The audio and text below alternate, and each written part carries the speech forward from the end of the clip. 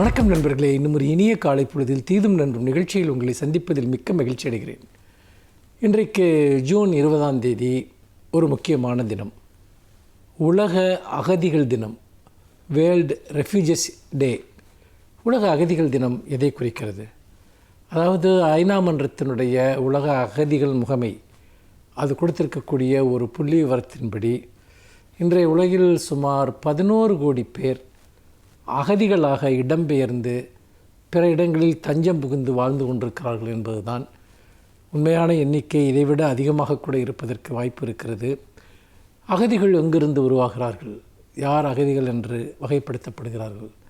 அதாவது போர்களின் காரணமாகவோ அல்லது இன ரீதியான ஒடுக்குமுறை, மத ரீதியான ஒடுக்குமுறையின் காரணமாகவோ ஒரு இடத்தை விட்டு வெளியேறி வாழக்கூடிய மக்கள் தங்களுடைய சொந்த நிலப்பரப்பை விட்டு வெளிநாடுகளில் தஞ்சம் கோருபவர்கள் தான் அகதிகள் என்று அழைக்கப்படுகிறார்கள். உலக அளவில் அகதிகளை ஏற்பதும் அவர்களுக்கான தஞ்சமளிப்பதும் மிக உயரிய மனிதாபிமான நடவடிக்கையாக கருதப்படுகிறது. பல ஐரோப்பிய நாடுகள் இதை மனமுவந்து செய்து வந்திருக்கின்றன என்பதையும் பார்க்க வேண்டும். முக்கியமாக கனடா, பிரான்ஸ் போன்ற பல நாடுகள் அகதிகளுக்கு தஞ்சமளிப்பதில் உலக அளவில் முன்னணி வகிக்கக்கூடிய நாடுகளாக இருக்கின்றன என்பதை நாம் பார்க்கிறோம். அப்படிப்பட்ட நிலையில்தான் இந்த அகதிகளாக வரக்கூடியவர்கள் அவர்கள் பல விதங்களிலும் மிகப்பெரிய கொடுமைகளுக்கும் துன்புறுத்தலுக்கும் ஆளாகித்தான் வெளியேறுகிறார்கள். முக்கியமாக நீங்கள் பார்த்தீங்கன்னா, ஈழத்து மக்கள் தொடர்ந்து இனவெறி ஆட்சி காரணமாக இராணுவத்தினுடைய கொடுமைகளுக்கு ஆளாகி தொடர்ந்து வெளியேறி வந்திருக்கக்கூடிய காட்சியை நாம் அறிவோம். அதே போல் ரோஹிங்கியா இஸ்லாமியர்கள் அவர்கள் அங்கே இருக்கக்கூடிய அந்த பௌத்த பெரும்பான்மைவாத இந்த வன்முறையாளர்களால் தொடர்ந்து கொடுமைகளுக்கு ஆளாகி தஞ்சம் கோருவதை பார்த்திருக்கிறோம். இன்னும் நிறைய இடங்களில், பாலஸ்தீனத்தில், சிரியாவில், ஈராக்கில், இப்படி பல இடங்களில் நடந்து வரக்கூடிய யுத்தங்களின் காரணமாக மக்கள் தொடர்ந்து வெளியேறி வந்திருக்கிறார்கள். இன்றைக்கும் கூட உலகத்தின் பல பகுதிகளிலும் போர்கள் நடந்து கொண்டிருக்கின்றன. இதன் காரணமாக பல லட்சம் மக்கள் அகதிகளாகக்கூடிய ஒரு நிலை உருவாகி இருக்கிறது என்பதையும் நாம் பார்க்க வேண்டும். அப்படிப்பட்ட நிலையில்தான் நாம் அகதிகளுக்கான ஒரு மனிதாபிமான கொள்கையை வகுப்பதும் அகதிகளுடைய கண்ணியமான ஒரு வாழ்வை அவர்களுக்கு உத்தரவாதப்படுத்துவதும் அவர்களை சர்வதேச குடிமக்களாக அங்கீகரிப்பதும் மிக மிக முக்கியம். ஆனால் துரதிர்ஷ்டவசமாக இந்தியா அந்த அகதிகளுக்கான அந்த ஐநா மன்றத்தினுடைய ஒப்பந்தத்தில் 1951 ஏற்றப்பட்ட அந்த ஒப்பந்தத்தில் இந்தியா கையெழுத்திடவில்லை.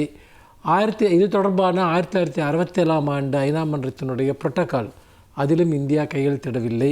காரணம், இது தங்களுடைய ஏதோ சுயாட்சிக்கு இது ஆபத்து விளைவிக்கக்கூடியது என்கிற அளவில் இந்தியா இதை மறுத்து வருகிறது.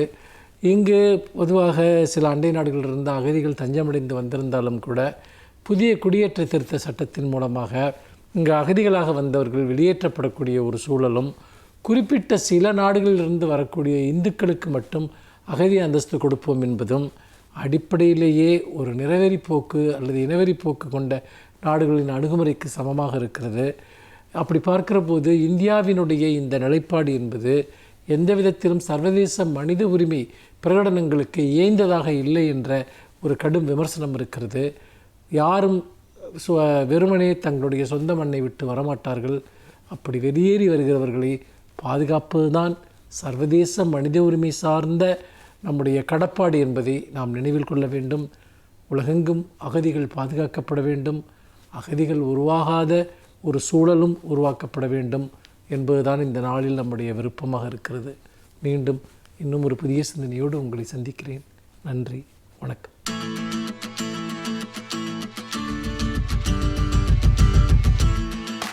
அனைவருக்கும் என் அன்பு வணக்கம்.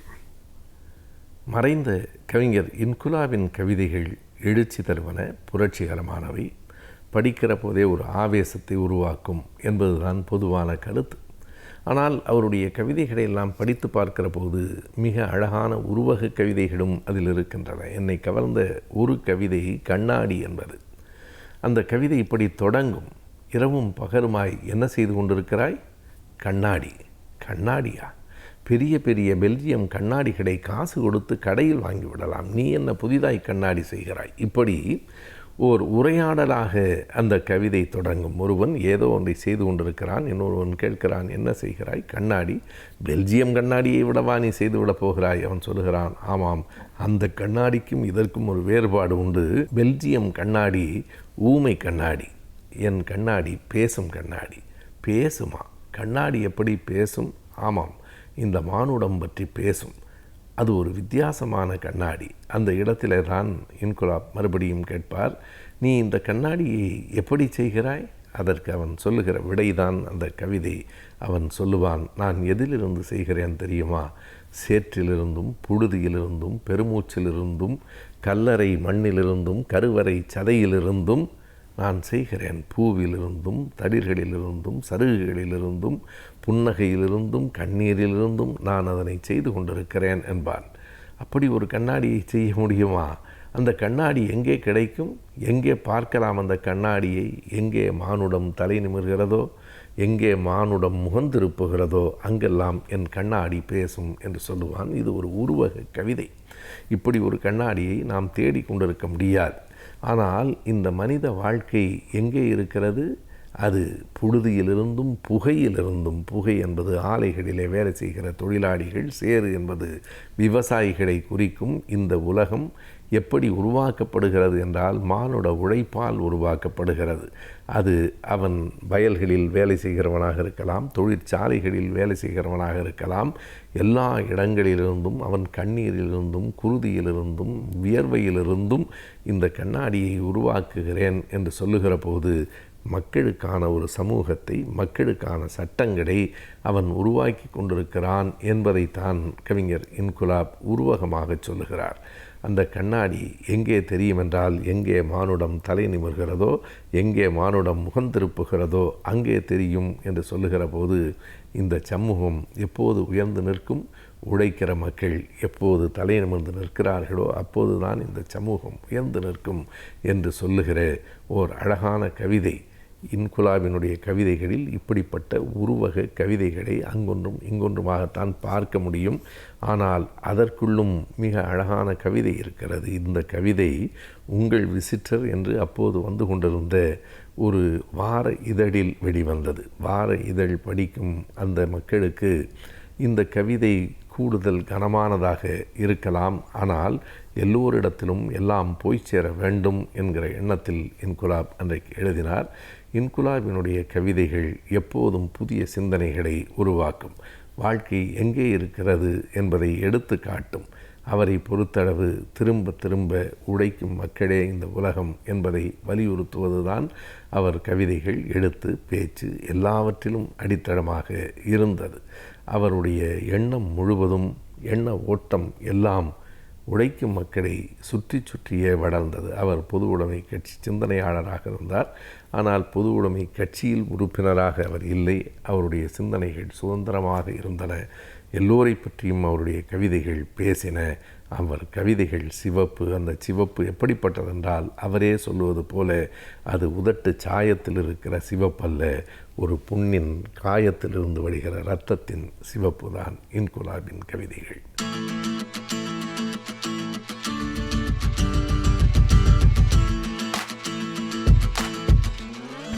வணக்கம். இந்த வாரம் ஆலோசனை நேரத்தில் கலைஞர் தொலைக்காட்சி நேயர்களை சந்திப்பதில் மிக்க மகிழ்ச்சி. கல்வி மற்றும் வேலைவாய்ப்பு சம்பந்தமான ஆலோசனைகள் உங்களுக்கு பயன் தரும் விதத்தில் கலைஞர் டிவி மூலம் வழங்கி கொண்டிருக்கிறோம். அந்த வகையிலே இந்த வாரத்தில் இந்த ஆங்கிலம், அதாவது மொழித்திறன், ஒரு லாங்குவேஜ் ஸ்கில் எவ்வாறு தொழில் செய்பவர்களுக்கும், ஒரு வேலைக்கு போகிறவங்களாக இருந்தாலும் சரி, தொழில் செய்பவர்களாக இருந்தாலும் சரி, மொழியில் இருக்க திறன், மொழியை கையாளும் திறன் எவ்வாறு மிகவும் அவசியமாகிறது அப்படிங்கிறத பார்க்கலாம். அதாவது மொழி ஒரு இன்றியமையாத ஒரு பக்கமாக மாறிக்கொண்டிருக்கிறது. கம்யூனிகேஷன் ஸ்கில்ஸ் அப்படின்னு சொல்லுவாங்க. அந்த கம்யூனிகேஷன் ஸ்கில்ஸ் அப்படிங்கிறது மொழியையும் உள்ளடக்கியது. கம்யூனிகேஷன் ஸ்கில்ஸ் அப்படிங்கிறது பேச்சாற்றல் மட்டுமல்ல. நம்ம ஒருத்தர்கிட்ட எப்படி கம்யூனிகேட் பண்ணுறோம், இன்னொருத்தர் மூலம் இன்னொருத்தர்கிட்ட நம்ம எப்படியெல்லாம் கம்யூனிகேட் பண்ண, பரஸ்பரம் எப்படியெல்லாம் உரையாடுகிறோம் அப்படின்னு நம்ம பார்க்குறோம். உரையாடுவது, நம்ம நார்மலாக உரையாடுறது வந்து அது மிக அதிகமாக உரையாடுவது நம்ம பேச்சில் அப்படின்னு சொல்லுவோம். ஆனால் உண்மையிலேயே நம்ம மிக அதிகமாக நம்ம வந்து இன்னொருத்தர்கிட்ட கம்யூனிகேட் பண்ணுறது நம்மளுடைய பாடி லாங்குவேஜ், நம்மளுடைய கண் அசைவுகள், புருவத்தின் அசைவுகள், கண் பார்க்கின்ற இடம், என்ன டிஸ்டன்ஸில் என்னென்னு பேசுகிறோம், என்ன டிஸ்டன்ஸில் அவங்கள்ட்ட பேசுகிறோம், எப்படி நம்ம ஹேண்ட் ஷேக் பண்ணுறோம், எப்படி ஒருத்தர் கை கொடுக்குறோம், எப்படி ஒருத்தரை பார்த்து வணங்குகிறோம், எப்படி கை கூப்பிட்டு வணக்கம் சொல்கிறோம். இது எல்லாமே சேர்ந்தது தான் கம்யூனிகேஷன் ஸ்கில்ஸ். இதில் மேஜர் பார்ட் வந்து யாராக இருந்தாலும் சரி, எந்த நாட்டில் பிறந்தவர்களாக இருந்தாலும் சரி, பாடி லாங்குவேஜ் அப்படிங்கிறது ஓரளவுக்கு ஒரு ஒரு ஒரு உயிரும் இன்னொரு உயிரும் வந்து கம்யூனிகேட் பண்ணிக்கும். புன்முறுவல் எப்படி வந்து யுனிவர்சல் லாங்குவேஜோ, உலக மொழி, எந்த மொழி தெரியலாம் தெரியாமல் போகலாம், ஆனால் ஒருத்தரை பார்த்து நீங்கள் புன்முறுவல் செய்கின்ற பொழுது ஒரு பாசிட்டிவான ஒரு நேர்மறை எண்ணத்தோட ஒருத்தர் கண்ணை பார்த்து நீங்கள் சிரிச்சிங்க அப்படின்னா எந்த மொழியும் தெரிய வேண்டாம், அவரும் உங்களை பார்த்து சிரிப்பார். He will also respond. Right? அதுதான் வந்து கம்யூனிகேஷன்.